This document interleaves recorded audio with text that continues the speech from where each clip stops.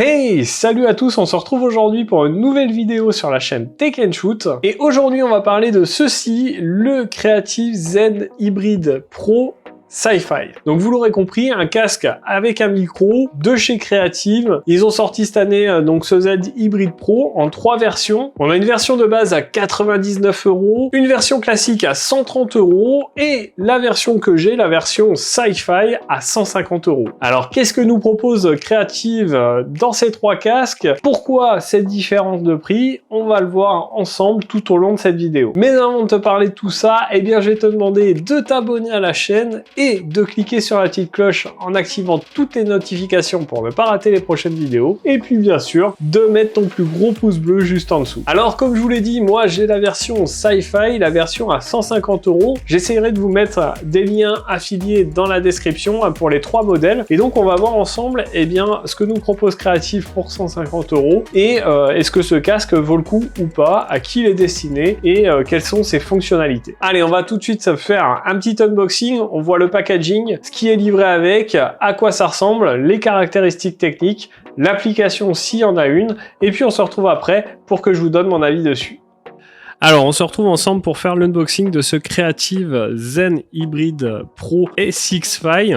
Donc celui-ci vous arrive dans cette boîte. On a la photo du casque et de l'adaptateur. On y reviendra. La marque, le modèle. Ils mettent directement en avant la faible latence du casque. À l'arrière, on va retrouver les principales fonctionnalités qui sont mises en avant. Et voilà pour le tour de la boîte. Lorsqu'on ouvre, eh bien, on découvre bien sûr notre casque. Je vais vous le détailler après. En dessous, on a un manuel rapide d'utilisation avec une traduction en français, ainsi qu'une petite pochette avec à l'intérieur l'émetteur audio SX-Fi sans fil Creative BTL4, le micro qui est détachable, un câble USB-A vers USB-C pour recharger le casque et un petit manuel d'utilisation concernant l'émetteur BTL4. Alors notre casque, le voici. Déjà, ce qui est plutôt cool, c'est qu'on peut le replier comme ceci, donc il va être facilement transportable. On a des oreillettes qui tournent, donc ça va permettre de bien s'adapter à votre tête. Ici on a une mousse à mémoire de forme. On a évidemment le réglage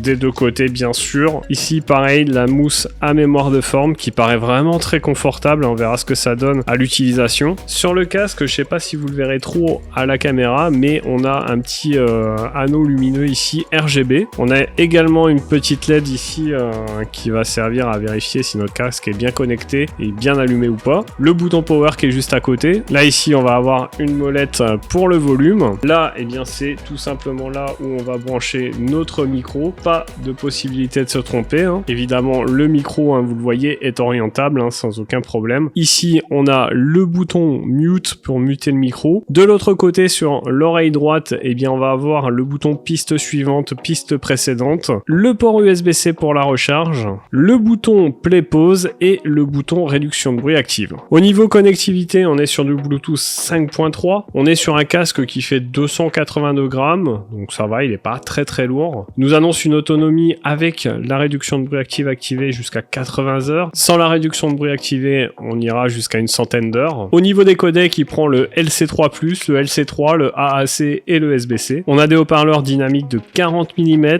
qui sont revêtus de titane. Et donc pour ce modèle, on a la technologie SX-Fi qui est en gros une spatialisation du son. Je vous dirai ce que j'en pense. Je vous avoue que j'ai jamais testé cette technologie de Creative, donc on verra ce que ça donne. Donc on va tout de suite le connecter sur l'application Creative pour voir les options qu'on a. Je vais installer également l'application SX-Fi. Ça va nous permettre de profiter de l'holographie de ces casques SX-Fi. Donc on verra comment ça fonctionne. Et donc pour profiter de cette technologie SX-Fi, il faudra brancher cet émetteur soit sur votre smartphone, votre tablette ou tout appareil compatible. Donc voilà, j'ai ouvert l'application Creative. On va mettre ce petit adaptateur, hop, et on va rechercher notre appareil. Donc pour appairer notre casque, il va falloir appuyer pendant 4 secondes sur notre bouton power. Donc là il me l'a trouvé dans mes paramètres Bluetooth, hop, on va cliquer dessus, là on va rajouter, hop, il me l'a trouvé, on se connecte. Donc là il me détecte directement une mise à jour, on la fera plus tard. Donc ici vous avez un equalizer que vous pouvez modifier comme vous le souhaitez. On a plein de pré-réglages pour cet equalizer. On a la réduction de bruit active avec une suppression active du bruit, soit désactivé, soit le mode ambiant. Et on peut régler les niveaux, bien évidemment. Ensuite, on peut choisir d'éteindre ou d'allumer l'éclairage. Et donc sur l'application créative, rien de plus. Donc sur l'application Sci-Fi,